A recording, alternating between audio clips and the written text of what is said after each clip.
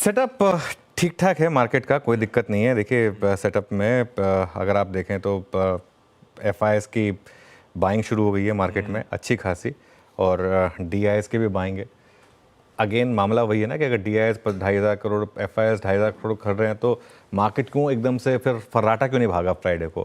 क्योंकि इन लोगों ने बाय किया, वो जो प्रमोटर्स ने ब्लॉक डील में बेचा, आपने टीम से भी मेंशन करा, इसकी वजह से। तो ये एक इशू है कि दोनों की बाइंग के बावजूद सेकेंडरी मार्केट फ्राइडे को इतना नहीं चला। ऊपर था लेकिन बैंक निफ्टी में ऊपर था, मिड कैप में ऊपर था, निफ्टी में ऊपर नहीं था, वो इस वजह से।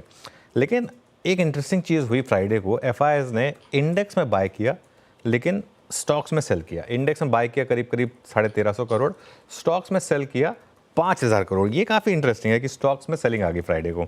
और अगेन ये एक और चीज़ है जो मार्केट को थोड़ा हेल्दी रखेगा कि सेलिंग भी है।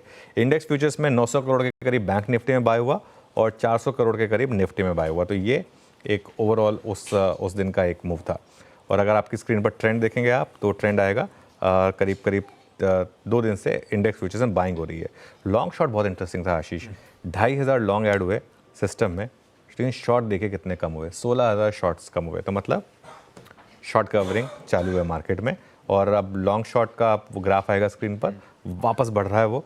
और अगर आप टेबुलर फॉर्मेट में देखेंगे तो अब हम 67% नेट लॉन्ग पर आ गए। 2,09,000 कॉन्ट्रैक्ट नेट लॉन्ग इस समय आपको फ्राइडे को जुड़ते हुए दिखेंगे। इंडेक्स ऑप्शंस में बहुत इंटरेस्टिंग चीज़ हुई, सभी इंस्ट्रूमेंट में ऑलमोस्ट सेम था एक्शन। 2.6 लाख, 3.3 लाख, 3.3 लाख, 3.1 लाख। तो एक रिस्ट्रिक्टेड अपसाइड के लिए या रिस्ट्रिक्टेड डाउनसाइड, दोनों के लिए एफआईएस तैयार हैं बेसिकली। जहाँ तक लॉन्ग शॉर्ट का मामला है, इंडिविजुअल स्टॉक्स में फ्राइडे को मैंने जो बिग स्टॉक्स लिए थे उसमें दोनों स्टॉक्स थे, मुथूट और कैनफिन होम्स, दोनों में फ्राइडे को लॉन्ग बिल्डअप हुआ।